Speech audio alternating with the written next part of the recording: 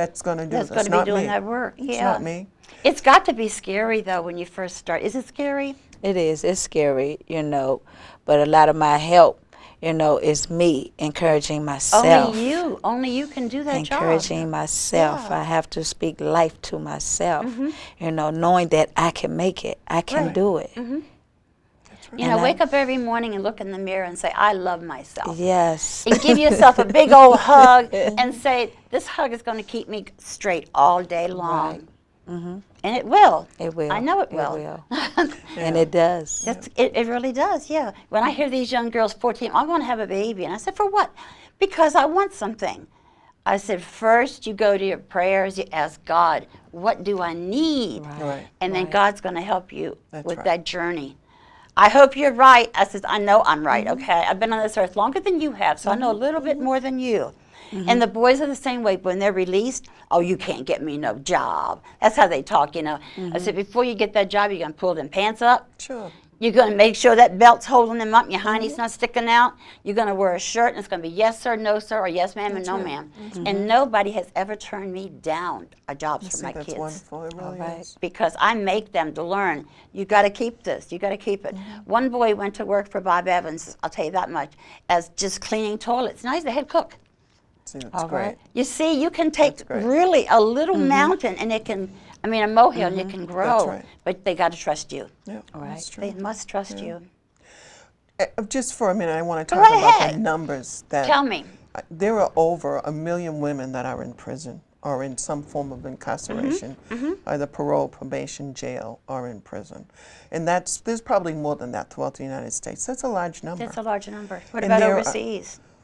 I have no idea what that bad. is. It's I'm sure it is. And there are 1 million plus children that either have both parents or one parent is incarcerated. I feel so bad for the kids. You know, and one out of like 4 young men, 20 years of age, are in prison or in some form of incarceration.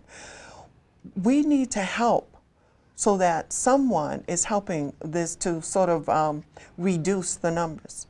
And we know that if people aren't getting help within 3 years, they're probably going to be back in the system again. They will be. Did you feel that way too, Juanita? Because of the help that you don't have, you know, so You're much all of that alone. support, you all alone, and you just feel like there's nothing there. I mean, why am I here? Why am I you here? know, just giving up. That's right. The give up part is very easy to do. It's just very easy to do. It's easier to give up than it is to go on. Right, because you have no help. Exactly. You're looking for the help in all the wrong places. Yes. My husband always tells me, you are so strong. How do you do it? Right. I says, it comes from inside. Yes. Absolutely. I'm a fighter.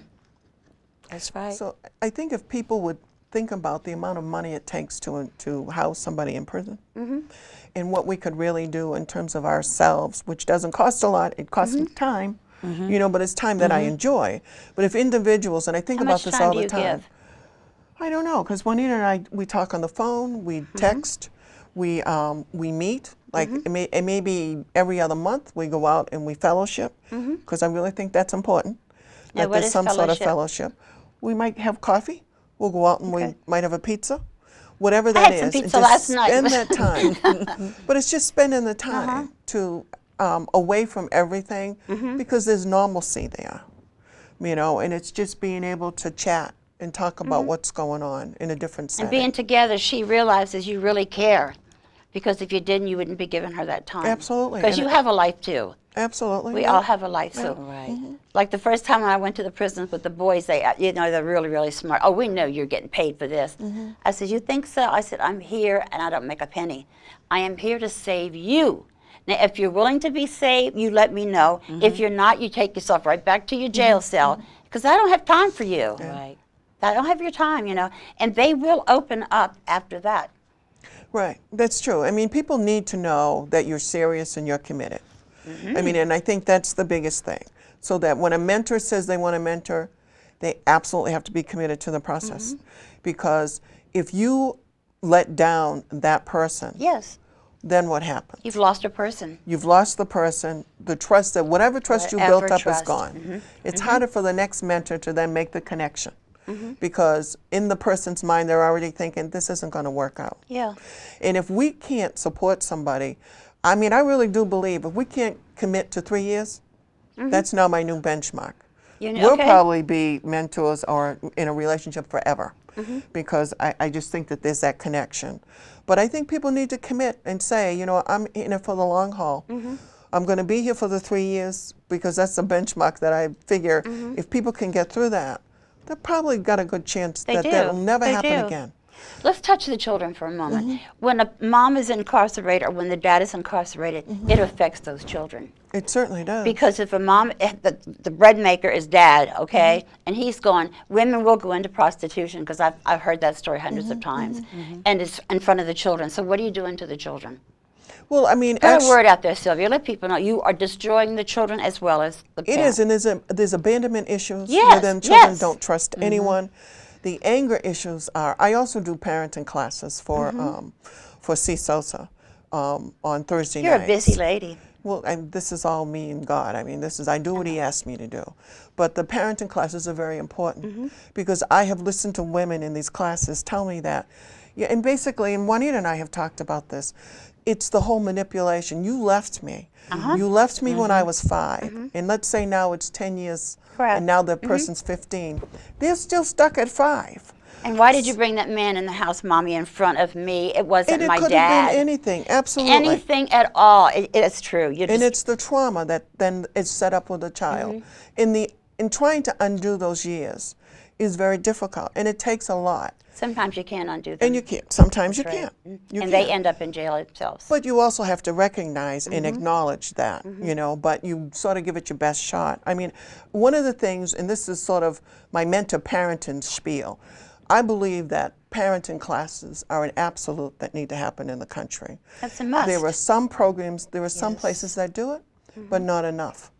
Parents need help, particularly parents that have been in the system, that where a judge or someone is telling them, you've got to fix this. Well, they can't fix what they don't know how to fix. Right. And a lot of them are so young. Well, they can be young or they can be old. Yes, yes. And it's about what they knew and how they were brought up.